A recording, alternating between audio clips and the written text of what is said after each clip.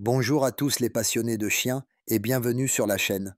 Pourquoi certains chiens semblent maladroits, déséquilibrés ou se blessent facilement dans des mouvements simples? Parce qu'on oublie une chose, la coordination motrice, ça s'entraîne. Et un des exercices les plus efficaces pour ça, c'est celui des appuis croisés. Dans cette vidéo, on va détailler ce que c'est, à quoi ça sert, comment le faire pas à pas, avec quel chien et à quelle fréquence. Comprendre la coordination moteur chez le chien. Ce qu'on appelle coordination motrice. C'est la capacité du chien à contrôler ses membres, son équilibre, sa posture et ses déplacements.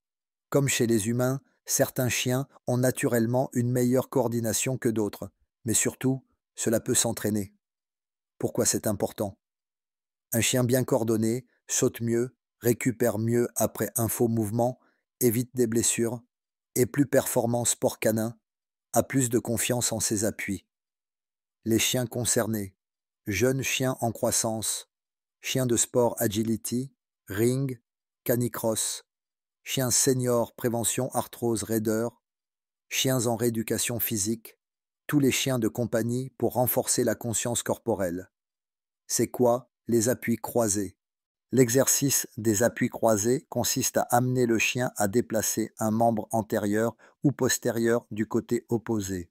Exemple, le chien est debout, tu incites la patte avant droite à venir se poser devant la patte avant gauche. Coordination interhémisphérique du cerveau, mouvement croisant la ligne médiane. Mobilité articulaire, proprioception, perception du corps dans l'espace. Contrôle moteur, équilibre global. Comment l'enseigner à son chien? Le chien doit être à l'aise avec le fait d'être touché, manipulé. Il doit savoir rester immobile debout ou assis. Travailler sur sol non glissant. Les étapes version debout. Le chien est debout, face à toi. Tu viens délicatement guider sa patte avant droite vers la gauche, en croisant devant l'autre. Tu maintiens la position 2-3 secondes. Tu relâches et récompenses. Tu fais l'inverse avec la patte gauche. On peut ensuite faire la même chose en position assise ou en déplacement pour les plus avancés. Variante travail aux cibles ou à la plateforme. Tu peux aussi utiliser une cible au sol tapis, socle, que le chien doit viser avec une patte précise. On peut créer des diagonales dynamiques avant droit arrière gauche. Fréquence, progrès et suivi. Débute avec 1 ou 2 répétitions par patte. Travailler 2-3 fois par semaine suffit. Ne pas hésiter à filmer pour voir les progrès. Si le chien fatigue, stoppez. L'exercice doit rester ludique et confortable. Les erreurs courantes à éviter. Forcer le chien ou le tirer. Travailler sur sol glissant. Ne pas récompenser immédiatement. Aller trop vite dans les enchaînements. Oublier de faire des pauses.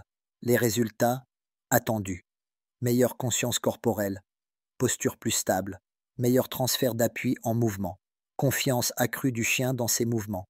Prévention des troubles locomoteurs. En conclusion, l'exercice des appuis croisés est simple, accessible et très puissant pour aider ton chien à mieux se connaître dans son corps.